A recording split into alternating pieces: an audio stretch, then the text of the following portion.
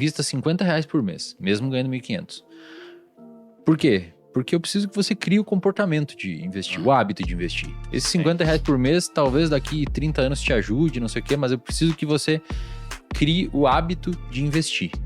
Todo mês você vai ter que deixar de comer um hambúrguer para investir os seus R$50 e esse hábito vai ter que ser formado. Tem um perfil de pessoa que é uma pessoa que tem mais facilidade em criar um hábito?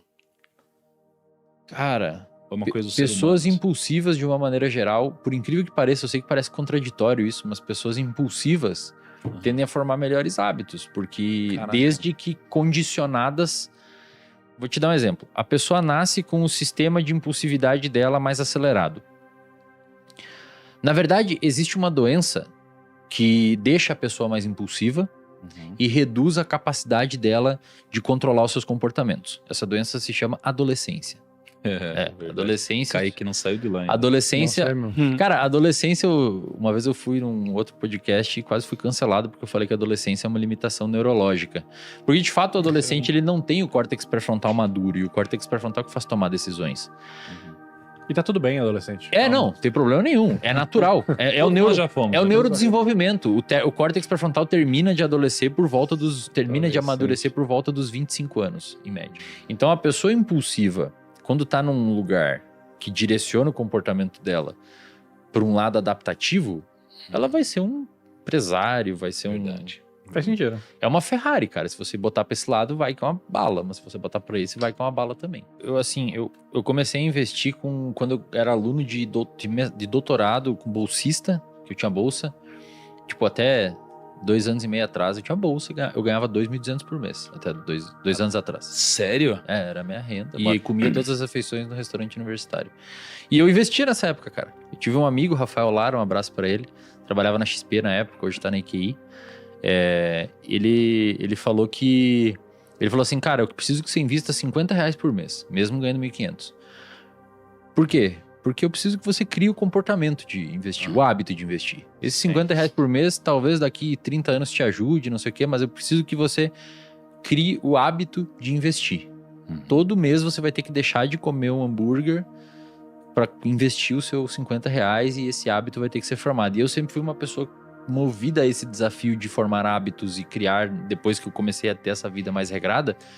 E aquilo começou a ser meu goal, cara. E eu comecei a ficar feliz. Entendi. E aí, acho que é isso, Thiago, que seria interessante setar na cabeça dos seus alunos, no sentido de, primeiro, a gente chama de psicoeducar, né? Mas finanço-educar eles.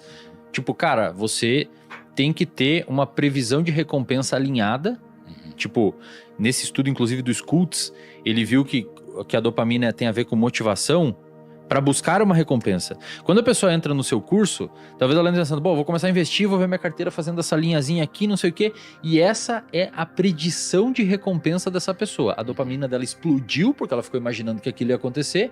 E quando a realidade chegou, uma carteira que oscila, a dopamina dela falou, bom, eu pedi uma pizza gostosa, desse jeito aqui, imaginei ela chegando dessa forma e ela chegou de outro jeito. Não é o cenário que eu projetei, não é o que tá acontecendo na realidade. Aí, Thiago, é tipo o cara que acha que vai entrar na academia e vai ficar igual o Paulo Musi. Exato. Em 3 meses. Não vai ficar? Vou virar o Paulo Musi. Não é assim que funciona? Achei que era assim. É verdade. Você tem que ter uma expectativa alinhada com o futuro próximo que vai acontecer, porque senão você frustra. Então o cara que começa a investir, explode a dopamina quando ele começa. O cara que começa a academia, explode a dopamina quando ele começa. O cara que começa a dieta, explode. Agora olha que legal, um hábito é igual a um vício. É no mesmo lugar. O cara que é viciado em cigarro tem uma ativação num lugar chamado área estriado dorsal. O cara que é viciado em cocaína tem uma ativação numa área chamada estriado dorsal. E o cara que treina e tem hábitos extremamente adaptativos, também tem a funcionalidade ativada nesse lugar. Vício e hábito no cérebro é o mesmo lugar. A pessoa que forma um hábito ou um vício, ela inicialmente precisa ligar o sistema de recompensa para depois esse circuito migrar para a região dos hábitos e dos vícios. Então, o sistema de recompensa ativa, conforme o seu cérebro for interpretando, opa, isso aqui é bom, Recompensa, recompensa, recompensa. Isso vai migrando para a região dos hábitos ou dos vícios. Por que vício é mais fácil de formar que hábito? Porque É mais imediato? é.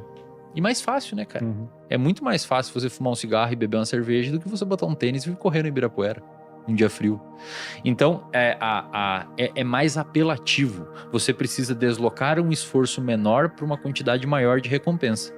Enquanto no outro lado é um esforço gigantesco por uma pequenininha recompensa. Um cérebro, que eu gosto de falar, mimado, dopaminergicamente falando, ele tem uma dificuldade de experimentar a recompensa de comportamentos, porque ele já acostumou o cérebro dele com bombas dopaminérgicas mais rápidas. Então é claro que uma corrida no parque não vai ter a mesma função para um cara que bebe, ou que fuma, ou que não sei o que, do que para um cara que espera a semana inteira para conseguir ter aquele momento de relaxar. O que faz o cara dar valor ao comportamento de correr no parque, etc., e desvalorizar o comportamento de drogas, etc. O ambiente. O ambiente, cara. Entendi. Tudo no final afunila para isso. Porque assim, se você vive numa comunidade de pessoas que falam: parabéns, cara, pô, vi que você correu, qual tênis você tá usando? Aí você compra um tênis novo, você vira meio falado ali, como é que é isso? É bom esse tênis aí? Aí como é que foi, não sei o quê, e aquela prova, e aí você viaja com a família pra fazer não sei o quê, não sei o quê, não sei o quê. Você começa a ter mais valor nesse comportamento aqui do que outros comportamentos, do que se você é um cara, e aí, tomou aquela vodka, não sei o quê, entende? Então o ambiente, ele aumenta, o contexto que você vive aumenta a capacidade, a capacidade de você ser sensível ou não a determinados reforços de alguns comportamentos.